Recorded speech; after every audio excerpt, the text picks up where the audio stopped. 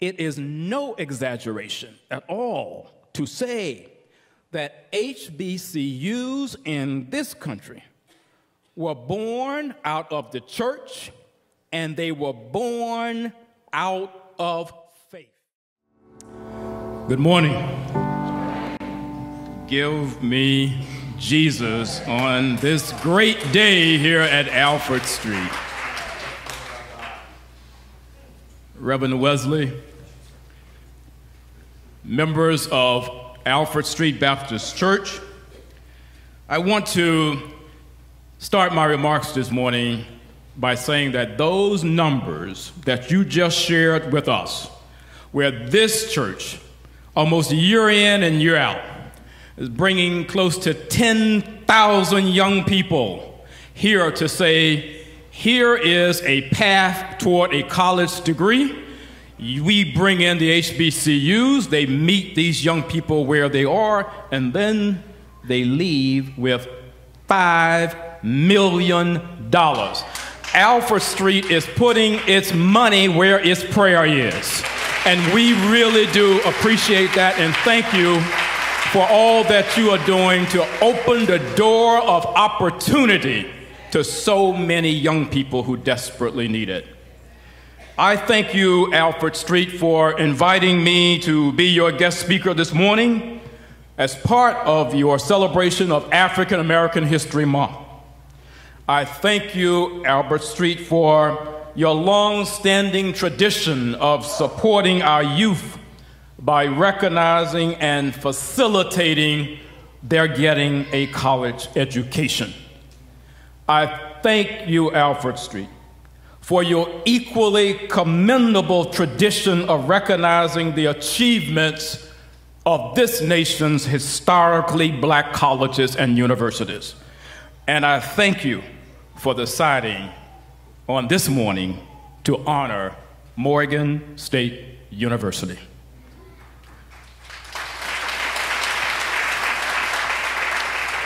For Morgan State University, this is a very special African American History Month celebration because this is the year in which we on our campus are also celebrating the 200th anniversary of the birth of Frederick Douglass. For many years, Frederick Douglass was a member of a church in Baltimore called Sharp Street Methodist Episcopal Church. And that was the church where former slaves who had become ministers in the church became the visionary founders of what is now Morgan State University. And that was the church where Morgan's first class was held on April 30th, 1867. And so we are very, very pleased this month on the Morgan campus to participate in the bicentennial birthday celebration of the American hero with ties to the founding of Morgan State University. Now, in addition, during African American History Month at Morgan, we pause to celebrate the birth of yet another African American intellectual giant. That, of course, being Dr. W.E.B. Du Bois, who in 1903 wrote a landmark treatise called The Souls of Black Folk. And what that treatise did was that it set the tone and the tenor of race relations for the 20th century in this country. And so for many years, Dr. Du Bois lived in a neighborhood adjacent to the Morgan campus, a neighborhood called Morgan Park. And that neighborhood was built by and for Morgan professors and other prominent community leaders in Baltimore. And Dr. Du Bois was a close friend of Carl J. Murphy. And Carl Murphy was the publisher and editor of the Baltimore Afro-American newspaper, and he was also the first African-American to chair the Morgan Board of Trustees. And so it has been documented that Dr. Du Bois and Mr. Murphy could be found on many early mornings, much like we are here in Alfred Street this morning, walking through the streets of Morgan Park, where they would be discussing the great issues of the day. They would be discussing the future of Morgan. And so then in 1960, Morgan State University became one of only a very few HBCUs to actually have the temerity to award an honorary doctorate to Dr. Du Bois during the era of the House Un-American Activities Committee hearings. And so, Reverend Wesley, we take this opportunity as well to wish a happy sesquicentennial birthday to W.E.B. Du Bois during this particular African American History Month. Now, I'm very pleased this morning to celebrate our shared appreciation for the legacy and the value of our nation's historically black colleges and universities.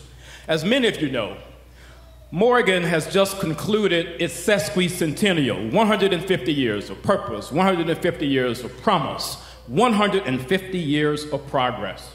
But that gave us an opportunity, yes, to pause and to look at our progress over the last 150 years, but also to plan for the next 150 years.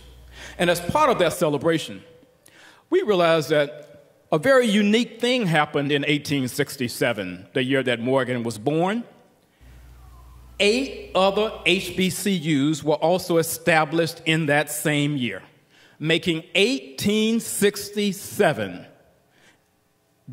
a historic year in American higher education, because more colleges were established, not HBCUs, just colleges. More colleges were established in 1867 than in any other single year in American higher education.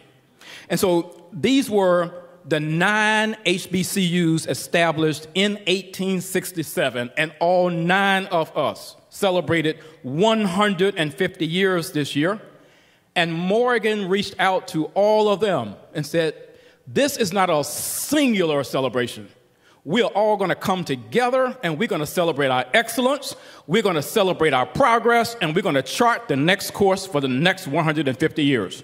And so we brought to Morgan, Alabama State University, Barbara Scotia College, Fayetteville State University, Howard University, Johnson C. Smith University. We brought to Morgan Morehouse College, Morgan State University, of course, St. Augustine's University, and then Talladega College. And we created the unified HBCU Sesquicentennial Celebratory Week. And oh, what a week we had. We started with a torch relay. And of course, each president was challenged to run his or her leg, and I'm not going to say where I ended up. We also reached out, and much like you just heard this unbelievable voice from Simone, we said, where else in the history of America are you going to find voices like that, with all due respect to Duke, except on the campuses, Reverend Wesley, of HBCUs.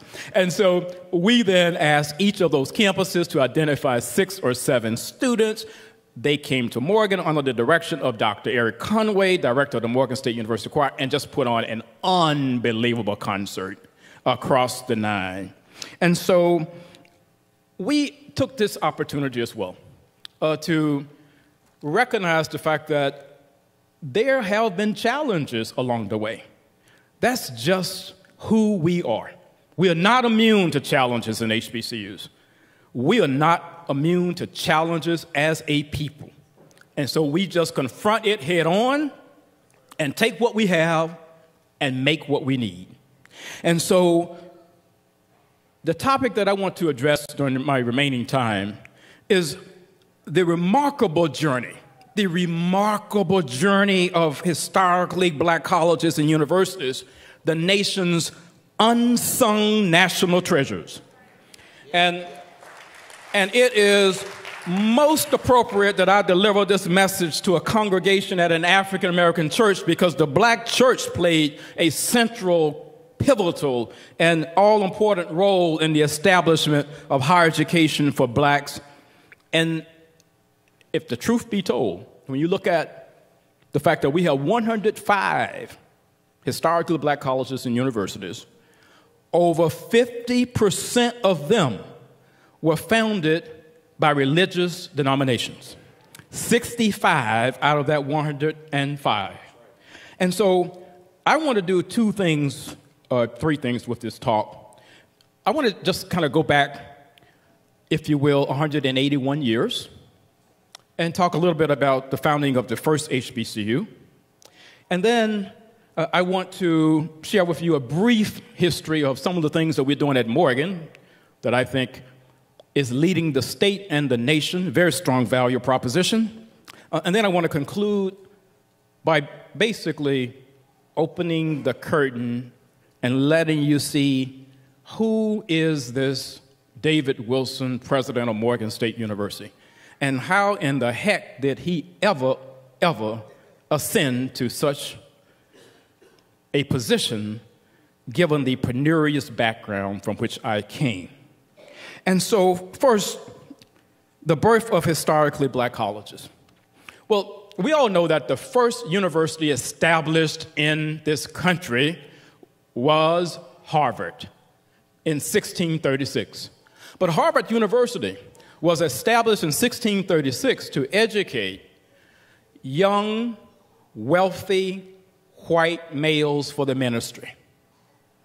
It was not until 200 years later that there was interest in higher education for African Americans, and that interest eventually led the Quakers to establish an institute outside of Philadelphia called the Institute for Colored Youth in 1837, which is now Cheyney State University.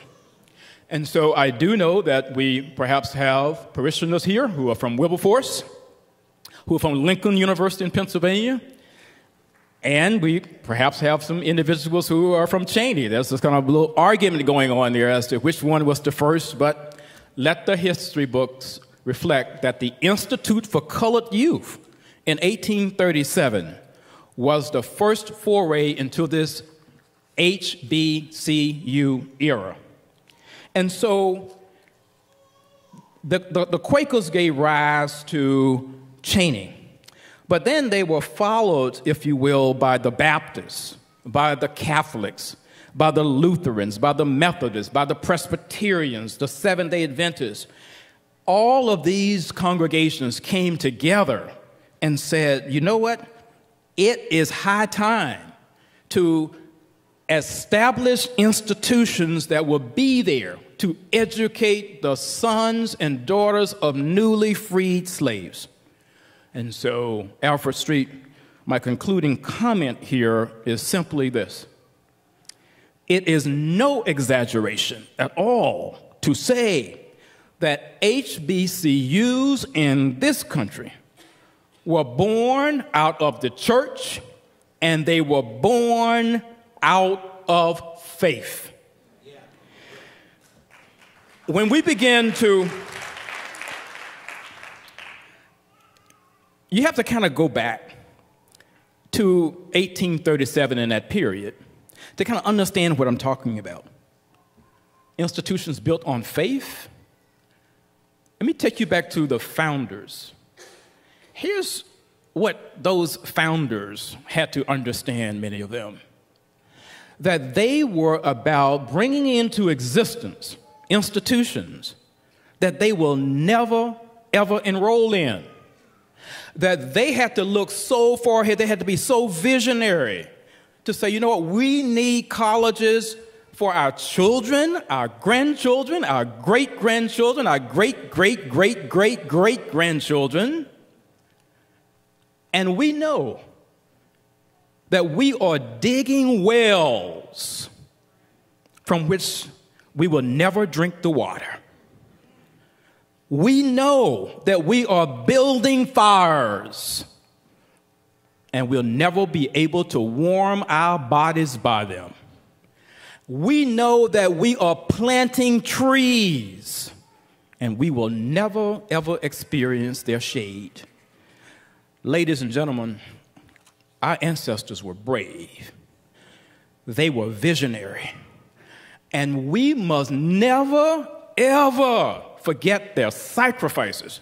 We must never, ever take for granted that which they created.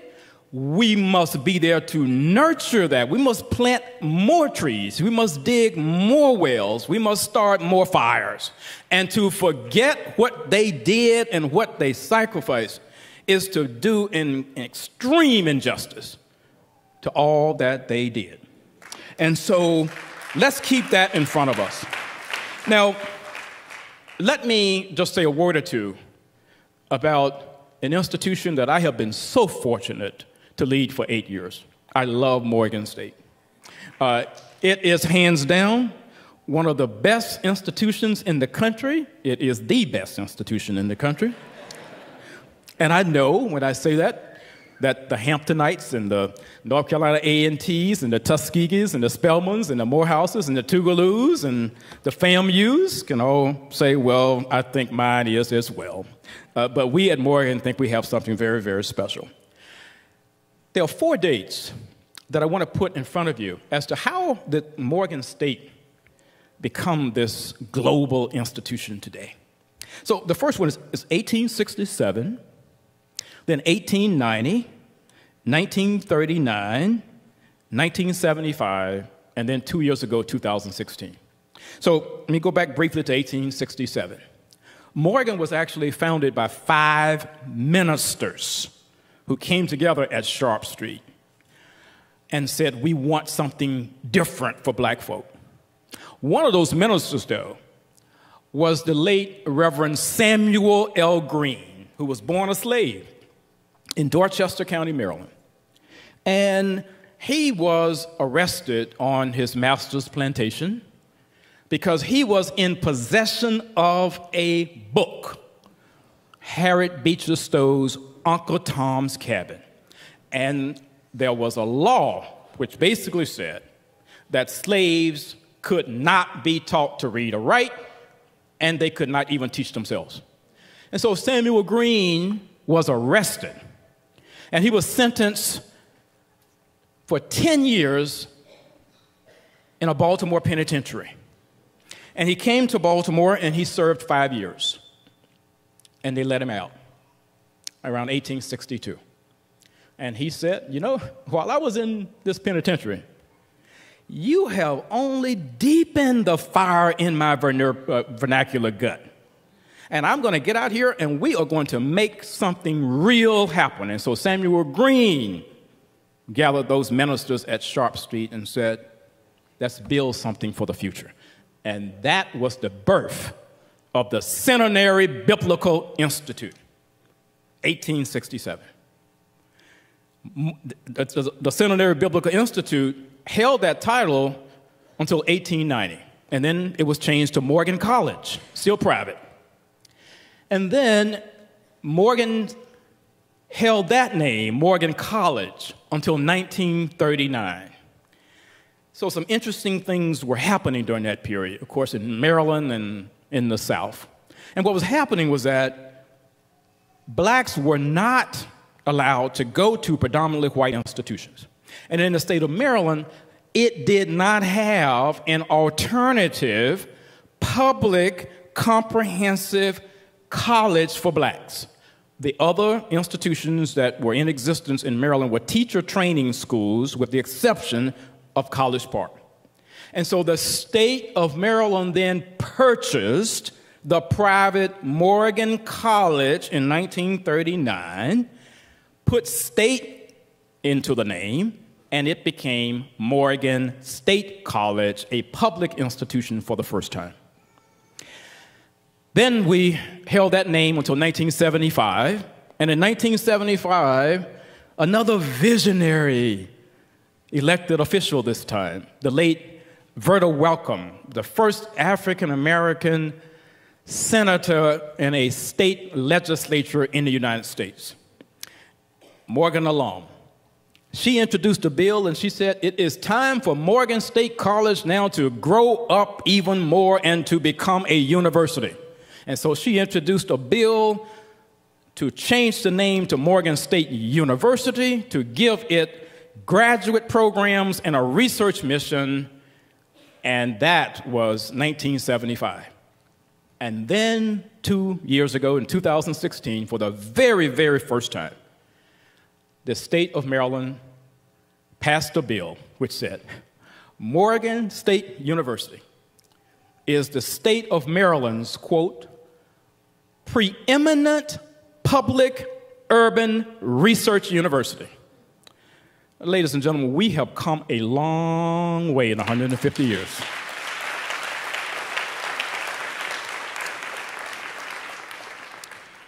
What began really as an institution with 9 students and 1 teacher in the basement of Sharp Street, today we boast nearly 8,000 students from 40 states and 60 countries. While the Seminary Biblical Institute made its modest beginnings with 1 faculty, today we have nearly 680 full-time and part-time faculty members at Morgan. We have come a long way. We have 11 schools at the institution.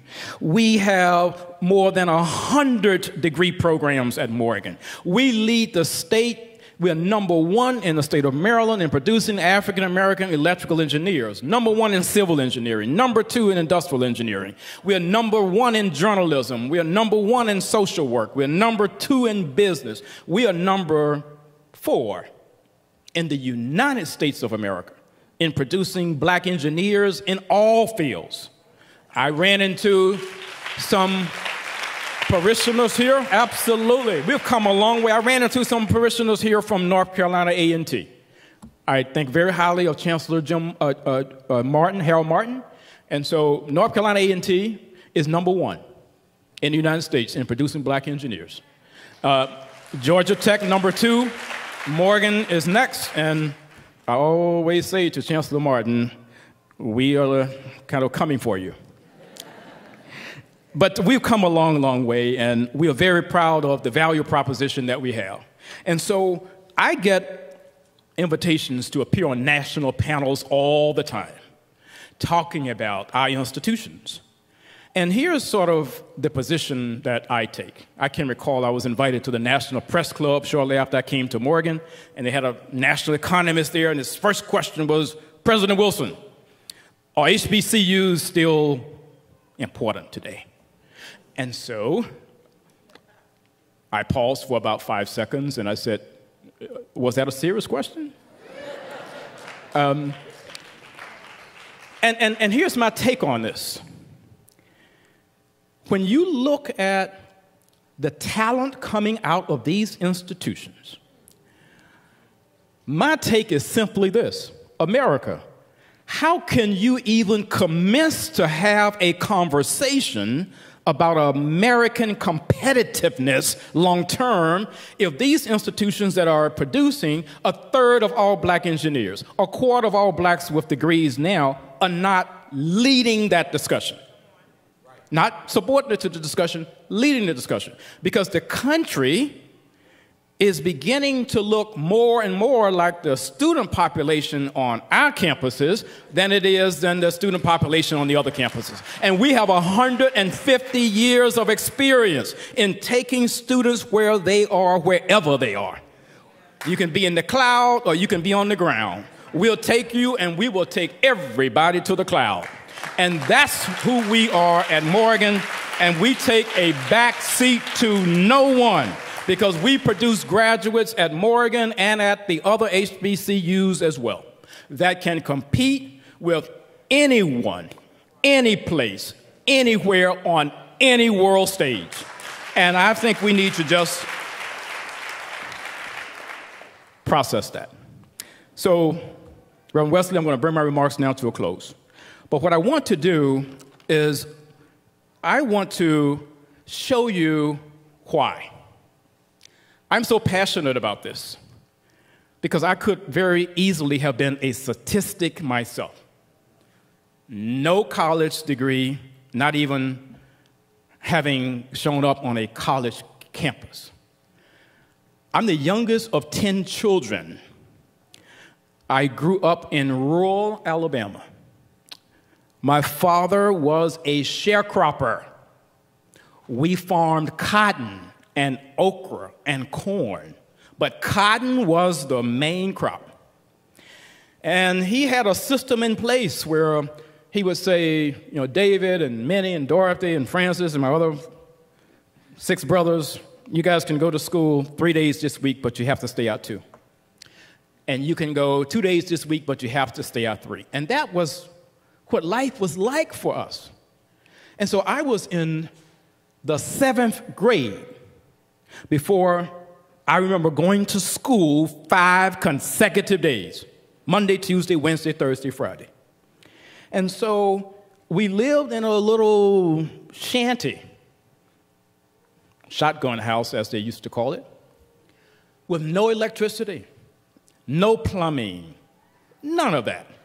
And so the owners of this plantation would bring down to this little shanty Look and Life magazines.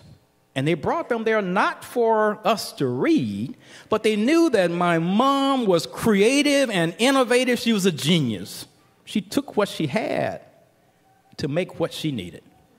And she knew that the only way she could keep us warm was to plaster these darn pages of Look and Life magazines on the wall.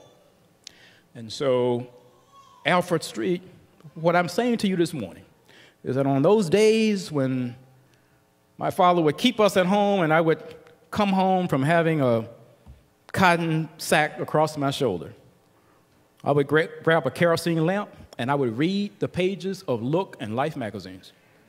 And I gained an insatiable appetite for knowledge and for education. Reverend Wesley, I went all over the world without ever leaving the confines of that little shanty. I was reading stories about Africa, stories about Italy, everywhere. And then I said to my father one day, I said, Daddy, I want to go to college. And he looked at me and he said, boy, he said, college is for white folks. And we never talked about it again. And then 5 years passed. And I got up this morning, August 26, 1973. And I was getting ready to go out the front door to Tuskegee Institute at the time.